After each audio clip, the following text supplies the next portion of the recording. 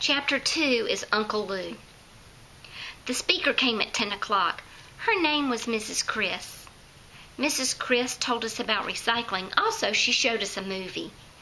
It was called Dan the Soda Can. It was very thrilling, I tell you. 'Cause Dan the Soda Can lived in a soda machine at a gas station. Then one day a lady bought him to drink. Only too bad for Dan, 'cause after the lady drank his soda, she threw him right out her car window. And Dan got his can all dented. But hooray, hooray! A cop saw the lady littering and he gave her a big fat ticket. Then a can man took Dan to a recycling center. And the man got cash money.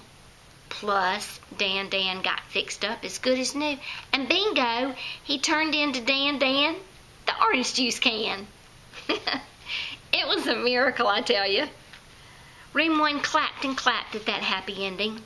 Then Miss Chris passed around stickers of Dan the Soda Can for us to stick to our shirts. And the sticker said, "Recycling makes sense." Ha ha! Get it?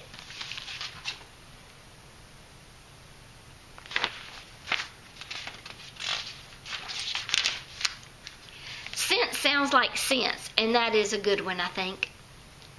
After that, all of us went to lunch and recess, and we were still in happy moods. On the playground, Jose and Lenny and Shirley asked to see my loose tooth. Then pretty soon the other children wanted to see it too.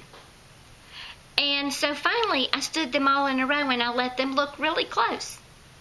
After they looked, I walked down the row and I showed them how far I could bend it. Herb clapped and clapped.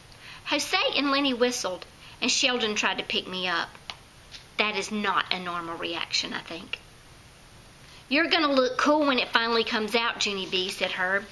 "See," said Jose, "you're going to look really cool, like a hockey player, I bet." "Yeah," said Lenny, "hockey players almost never have any teeth." "Neither do kickboxers," said Shirley. "Maybe you'll look like a kickboxer, Junie B." Just then Sheldon did a sigh. "I just hope you don't look like my toothless Uncle Lou," he said. "My toothless Uncle Lou never brushed or flossed, and then all his teeth fell out." I made a sick face at that boy. Sheldon shrugged. "Well, it's not like he's totally toothless," he said. "He still has one bottom tooth left. It's kind of yellow, and it can still bite an apple."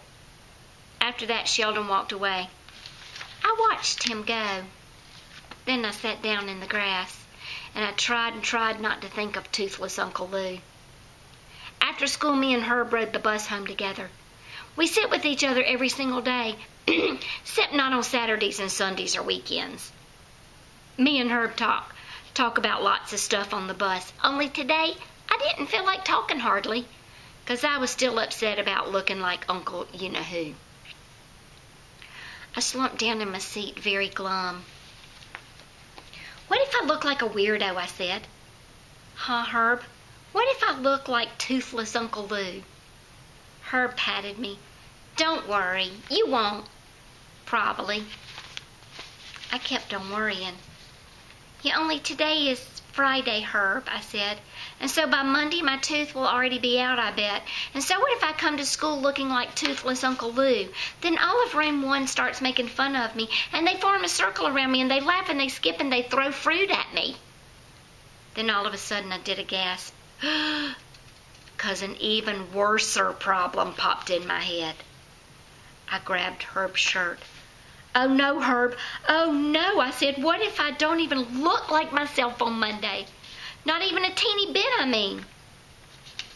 And then I get on this bus, and you don't even recognize me. And so you pass right by my seat, and then I have to sit by myself, alone, and toothless." Herb looked down at his shirt. He said for me to please take my hands off of him. He smoothed himself out. "Maybe you should look on the bright side, Junie B," he said. "Even if all of that bad stuff happens, which it won't, probably, you'll still end up with a bunch of money from the tooth fairy, right? And that is good, isn't it?" As soon as he said that, chill bumps came on my skin, and my stomach got flutterflies in it. I quick looked out the window so Herb couldn't see my face. Because guess what? The tooth fairy is a whole nother can of worms.